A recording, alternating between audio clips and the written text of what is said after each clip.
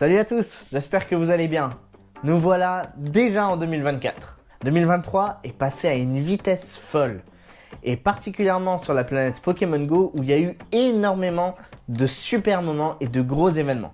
Bon, il y a aussi eu des moments un petit peu moins fun. Mais aujourd'hui, on va se concentrer sur les 23 meilleurs moments que j'ai passés dans mon aventure Pokémon Go en 2023.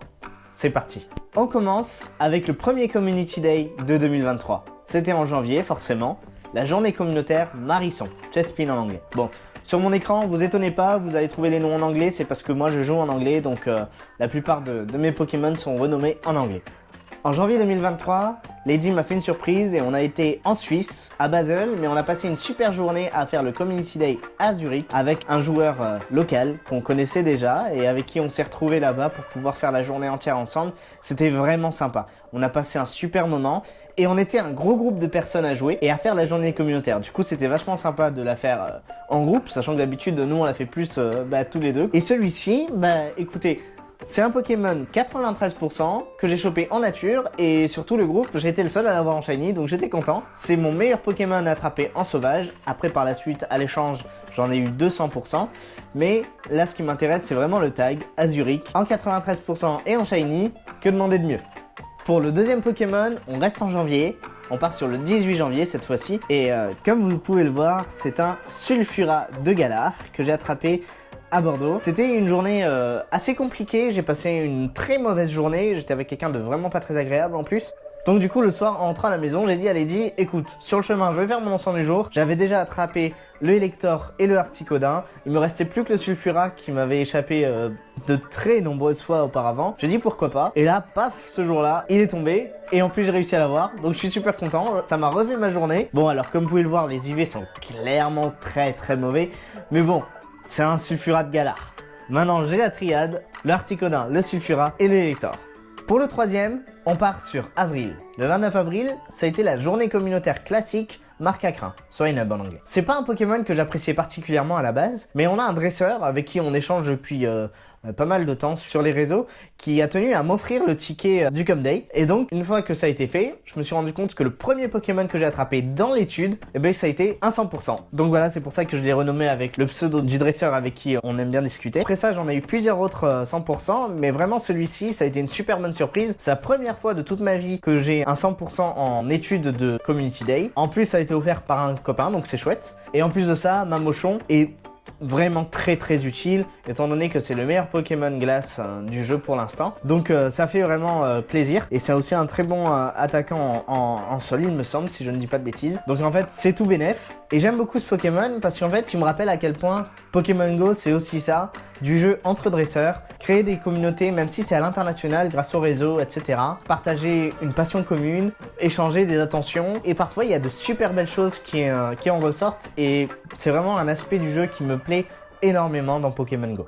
Pour le Pokémon suivant, on part cette fois-ci à Saint-Émilion. Et donc on est en mai et on a décidé de faire une petite balade avec Lady à Saint-Émilion et on a décidé de proposer à un autre dresseur de notre communauté avec qui on s'entend vachement bien d'aller faire un petit tour ensemble là-bas. Et c'était super bien, on a décidé de tous faire notre ensemble du jour là-bas histoire de varier un peu les plaisirs et bon, qui sait, peut-être que l'un de nous aurait chopé un légendaire de Galar. Bon, ça n'a pas été le cas, par contre moi j'ai eu la super bonne surprise de cliquer sur un Rocabo Shiny en sauvage, ce qui est très rare. Donc bon, comme vous pouvez le voir, les IV sont clairement pas ouf. Mais le côté brillant et le côté souvenir de la super balade qu'on a eu à Saint-Émilion, c'était vachement sympa. Bon, je vais pas mentir, Lady et Alex étaient clairement jaloux. Et peut-être que ça a un peu contribué à mon plaisir, je sais pas trop. Pour le Pokémon suivant, on passe en juin. Alors là, c'était un événement Pokémon Go basé uniquement sur les feux et les ténèbres. Et j'ai eu le plaisir, alors franchement, on y a passé énormément de temps à tout capturer et à tout s'échanger.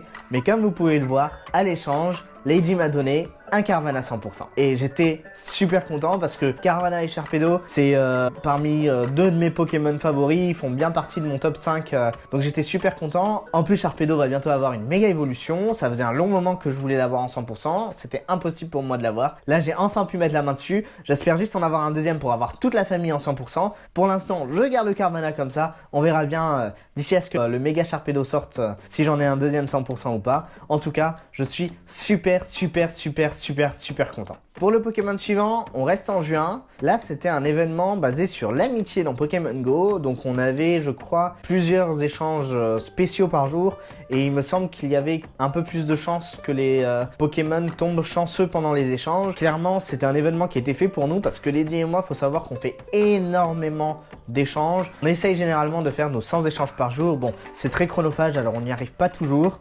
Mais grâce à cette technique, on arrive à avoir des 100% quasiment toutes les semaines, que ce soit elle ou moi. Et donc, ça permet aussi de pouvoir avoir des 100% assez variés et c'est vraiment agréable. Bon, pendant cet événement, on a décidé de faire simplement un échange spécial, tout ce qu'il y avait de plus random. Et paf, il est tombé en Lundo pour moi, chanceux 100%. Zeroid fait partie des meilleurs Pokémon de type roche, si c'est pas le meilleur, à vérifier. Quoi qu'il en soit, c'est un légendaire, enfin une ultra chimère, c'est pareil, en 100%, je suis super content. Comme d'habitude, Lady avait un petit peu la haine que ça tombe sur moi, mais elle a vite compris et puis la roue tourne. C'est ça qui est sympa avec les échanges. Alors pour le suivant, c'est pas un, mais deux Pokémon que je voudrais partager avec vous. Alors, on se met dans le contexte, là on passe en juillet, c'est en plein pendant l'anniversaire de Pokémon Go, et donc pour l'événement, ils nous ont sorti des Pikachu costumés.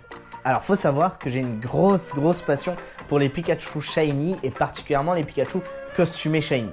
Donc j'essaye au maximum d'attraper tous les nouveaux Shiny costumés qui peuvent sortir. J'y arrive pas toujours malheureusement. Et là en l'occurrence c'était un événement où on y a passé des nuits entières à chasser et rien, pas de Shiny pour moi. Son taux de Shiny n'était pas boosté.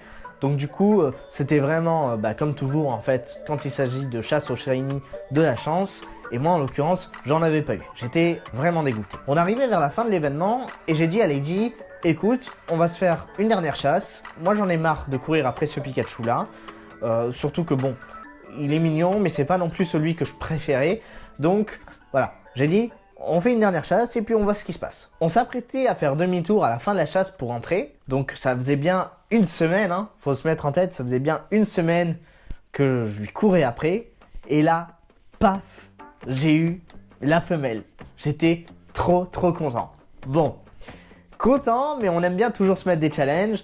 Et moi, c'est vrai que dans ma collection de Pikachu, je préfère vraiment avoir les Shiny en mâle. Je préfère largement leur design. Alors bon, j'ai dit à Lady, écoute, je suis content, j'ai au moins eu la femelle en Shiny, ça m'en fait un de débloqué, je suis content. Pourquoi pas plus tard dans l'avenir l'échanger avec quelqu'un qui l'a en mâle, comme ça je complète ma collection. Et figurez-vous que littéralement 2 minutes plus tard, je n'ai eu le temps d'attraper que 2 Pokémon après la femelle Shiny, paf, le mâle en Shiny.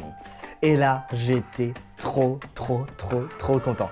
Enfin, ma collection était complète là-dessus. Non seulement j'avais le mâle, mais en plus j'en avais 2, j'avais même la femelle. Donc si jamais un jour il évolue, je pourrais faire évoluer la femelle. Pas besoin d'échange. Et surtout, c'est hyper drôle de chasser pendant une semaine entière à ne rien avoir. Et puis, en l'espace de 5 minutes, non seulement on a ce qu'on voulait, mais en plus, on a le double. Autant dire que cet événement-là, c'était clairement une victoire. Pour le Pokémon suivant, on continue en juillet, on va en fin de mois, le 30 juillet. Et alors là, c'est un peu particulier, il n'y avait pas d'event. C'est juste que Pokémon Go a plus tôt dans le mois sorti la Go++. Donc c'est un auto-catcher qui permet de pouvoir attraper des Pokémon sans être sur son téléphone. On le met dans sa poche et puis lui il attrape pour nous vraiment tout ce qui passe. Et en plus de ça, celle-ci a la capacité de suivre notre sommeil. Donc au moment où on dort, on l'active.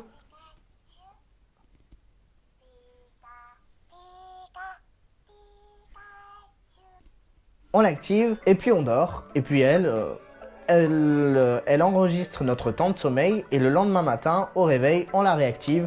Et paf, elle nous donne l'accès à plein de récompenses en fonction du temps de sommeil qu'on a passé sur l'application. Et alors, pour célébrer l'occasion, Pokémon Go a décidé de lancer une recherche spéciale qui nous incite à enregistrer notre temps de sommeil pour pouvoir enfin rencontrer un Pokémon costumé qui n'est ni plus ni moins que Snorlax, Ronflex, avec son bonnet de nuit. Donc c'est un Pokémon exclusif à cette recherche-là, il est relativement rare, on ne peut en rencontrer qu'un certain nombre, je crois qu'on a accès à 4 Ronflex au total. Donc autant dire que ça fait pas beaucoup. Il pouvait aussi être disponible en Shiny. Personnellement, j'ai pas eu de chance là-dessus, je l'ai pas eu. Et j'ai pas non plus eu de super IV, de super stats. Mais je suis quand même content. Il est là, dans mon inventaire, je l'ai, il est à moi. Et donc celui-ci, c'est le premier que j'ai chopé. Je je voulais vous le montrer. Alors pour le suivant, c'est pas un, mais pareil, 2 Pokémon que je vais partager avec vous. Là on passe en août. Début août, il y avait un événement sur Pokémon Go qui s'appelait la semaine exploration, il me semble, ou la semaine d'aventure. C'est un événement qui revient tous les ans, qui a pour but de mettre en avant les Pokémon de type roche. Donc là, en l'occurrence, on a eu des Cranidos à foison, en sauvage. Donc on en a capturé au taquet. Comme on a l'habitude de faire avec Lady, maintenant vous le savez, on se les a échangés en masse pour les avoir en 100% parce que c'est l'un des meilleurs Pokémon roche en attaque. Donc c'est vraiment important d'en avoir une bonne équipe. Là en l'occurrence, la semaine exploration était passée depuis à peu près une semaine, on avait fait plusieurs échanges et j'ai été assez chanceux parce que j'avais déjà eu pendant l'événement la chance que ma Gocha en attrape un dansant à 100%, donc j'étais super content. Et en plus de ça, j'en avais déjà eu un deuxième 100% grâce aux échanges. Donc clairement, moi j'étais content, je n'en demandais pas forcément plus, même si comme toujours, tant qu'il y a des Cranidos, il y a de l'espoir. Donc on a continué les échanges. À ce moment-là, on était au Pokémon Go Fest 2024 à Londres, en personne. On y a été Lady, moi et Alex. Et on a passé un super moment. Bref, le soir, après la première journée de jeu, on a continué à faire des échanges, Lady et moi, histoire de vider nos sacs à Pokémon. Mais j'étais trop fatigué pour évaluer les Pokémon qu'on s'était échangés. Donc du coup, j'ai éteint mon téléphone, au dodo. Le lendemain, une grosse journée qui nous attendait. Donc on allait enchaîner. Le lendemain matin, au réveil, j'allume mon application, je regarde rapidement quels sont les Pokémon que j'ai reçus en échange de la veille. Et qu'est-ce que je reçois? Bam! Un 3e Cranidos 100%. J'étais trop content. Tout de suite, j'ai envoyé un message à Alex, il était vert, et puis j'ai repris mon tri. Et là, qu'est-ce que je trouve? Paf! Un 4e 100%. 2 en une soirée. J'étais trop content. Pareil, je l'ai direct envoyé à Alex, alors là, autant dire qu'il était complètement dégoûté, mais il était vraiment content pour moi. Après ça, j'ai eu la chance d'en avoir un 5e. Donc en fait, une équipe de 6 Cranidos 100%, j'en ai 5. Je suis trop heureux. Rendez-vous l'année prochaine pour le 6e. Pokémon Go, c'est quoi d'autre? Alors oui, c'est beaucoup d'échanges, c'est des liens avec des dresseurs, c'est de la capture, mais c'est aussi des combats. Le PVP. Moi, j'aime beaucoup ça. Je dis pas forcément que je suis bon, mais j'aime beaucoup. Et en août dernier, j'ai eu la grande chance et la super surprise d'attraper un Lanturn Shiny. Bon, jusque-là, rien de très innovant. Par contre, celui que j'ai attrapé, il avait ça comme stat. Alors autant dire que j'étais super content parce que ces stats, ce sont des stats quasiment parfaite pour le PVP. Je crois qu'il est niveau 7 en PVP, ce qui est extraordinaire, sachant que Lanturn est de base un Pokémon qui est vraiment beaucoup utilisé en petite ligue. Donc la première, je sais jamais trop comment elle s'appelle, mais c'est celle qui a pour limite 1500 PC. Dû à son double type, et il a vraiment une couverture très intéressante face au type des autres Pokémon. Et en plus de ça, c'est un bon attaquant. J'en suis trop fier, c'est une pépite. Je m'en sers très souvent et pour être honnête, il me tient super bien. C'est vraiment ma petite arme de guerre en pleine équipe. Numéro 11, cette fois toujours en août. On va juste voyager, paf, se décaler et partir à New York. Avec Lady, on a décidé de faire le Pokémon Go Fest 2024 New York en personne. Donc on en a profité pour passer quelques jours faire un peu de tourisme. Parmi les premiers jours arrivés là-bas, on en a profité pour capturer des régionaux et notamment l'un des régionaux de New York, Frison. Et j'ai eu la chance d'en obtenir un avec ses stats.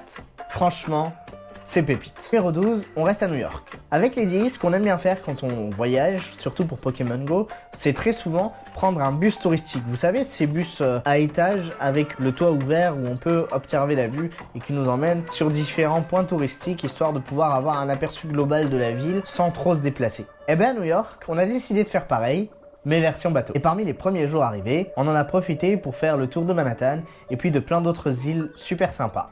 Pour l'occasion, on a tous les deux activé des ensembles parce que c'est le but de la manœuvre. Et moi, j'ai eu le plaisir d'avoir un Topiqueur d'Alola Shiny.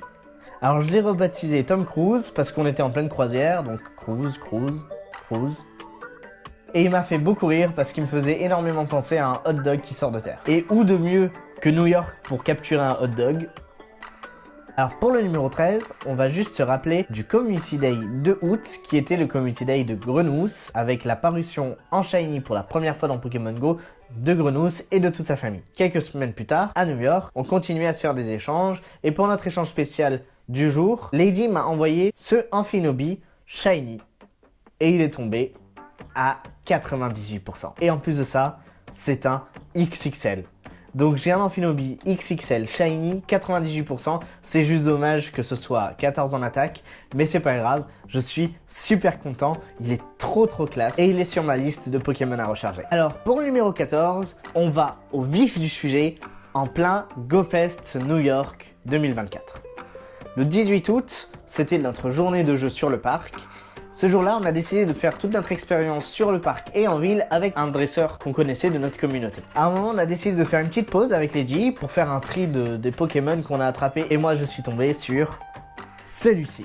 Un Ptera costumé, purement saisonnier, avec sa sacoche, donc c'était l'exclusivité de l'année en 100%. J'avais encore jamais eu de Ptera 100% et là ça m'en fait non seulement un que je vais pouvoir méga évoluer, mais en plus avec sa sacoche, donc un Pokémon assez rare.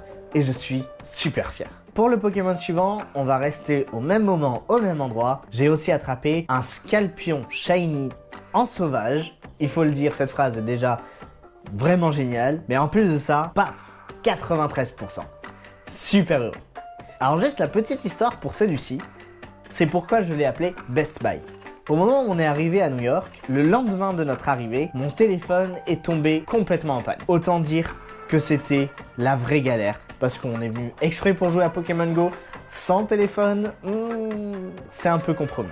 Par chance, on a pu contacter des joueurs locaux qui nous ont conseillé de nous rendre au magasin Best Buy. Pour ceux d'entre vous qui connaissent pas, c'est un peu l'équivalent de notre Fnac en France. On y a été, on a expliqué notre problème en expliquant que mon téléphone était complètement mort et qu'il ne pourrait pas servir pour le GoFest et qu'on voudrait juste avoir quelque chose qui nous permettrait de chasser, pas un truc très élaboré, mais juste le minimum pour pouvoir tenir jusqu'à notre retour en France pour que je puisse faire réparer mon téléphone parce qu'il était encore sous garantie. Oui, autant dire que s'il était tombé en panne 2 jours plus tôt, ça aurait été top. On l'aurait posé en garantie en France et on aurait récupéré un téléphone français et on se serait pas pris la tête.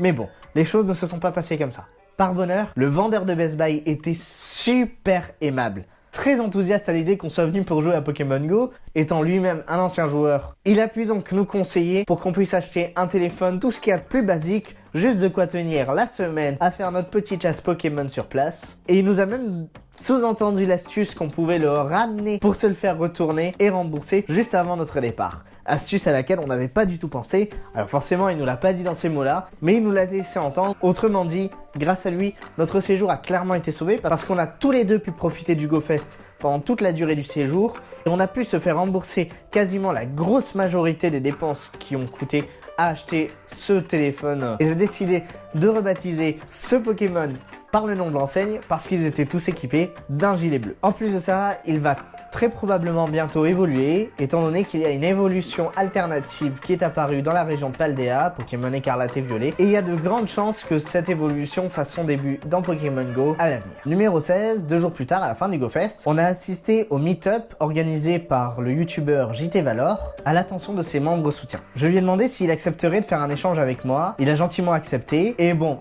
étant un peu gourmand, je lui ai demandé un Pokémon qui me tapait dans l'œil depuis très longtemps, mais que à l'époque je ne jouais pas, donc je n'ai jamais pu avoir. Il s'agit du Florizarre cloné que Pokémon Go avait rendu disponible pour la sortie du film Détective Pikachu, si je ne me trompe pas. Bref, JT a accepté, on a fait l'échange et il est tombé chanceux avec ses stats qui sont vraiment bien. J'aurais pu avoir mieux, mais elles sont quand même très correctes pour un échange chanceux et je suis super content parce qu'avec l'arrière-plan tout doré du chanceux, je trouve qu'il rend super bien. Je l'ai renommé Bouffon Vert parce que on est à New York, faut pas faire du hors-sujet non plus. Et en attendant, j'ai ce Pokémon cloné que je trouve magnifique par rapport à l'original, étant donné que de base, c'est quand même un Pokémon que j'aime beaucoup. Maintenant, rendez-vous l'année prochaine parce qu'il se trouve que je suis passé ami chanceux avec JT Valor, ce qui nous garantit un échange chanceux. Et vu qu'on sera présent, Lady et moi, à Los Angeles pour le Sinnoh Tour, il sera là et on va pouvoir échanger un autre Pokémon. J'ai déjà une petite idée de celui que je voudrais, j'espère que ça va marcher. Numéro 17, Pokémon Go Fest 2024, événement global, lendemain de notre retour de New York. Autant dire qu'on était complètement jetlagué.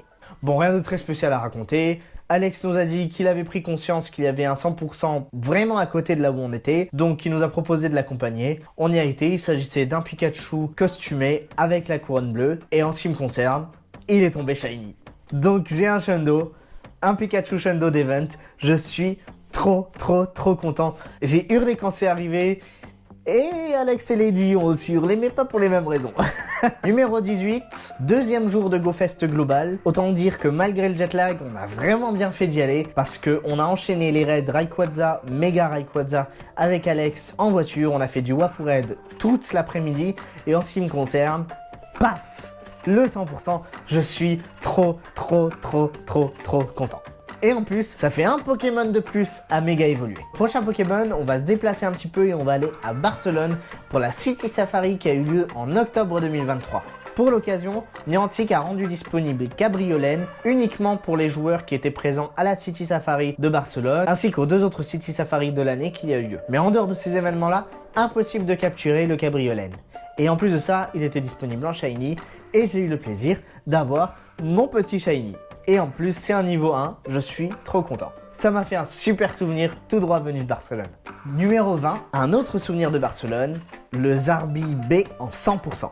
Alors celui-ci c'était vraiment très drôle parce que Lady et moi on a fait la City Safari de notre côté, on chassait en ville tranquillement et puis tout d'un coup on a vu un très gros amas de joueurs sur un lieu précis mais ils faisaient rien. Ils avaient pas l'air d'être en train de s'organiser pour faire un raid et puis en plus il n'y avait pas d'arène à cet endroit là. Donc on s'est demandé qu'est-ce qu'ils faisaient là.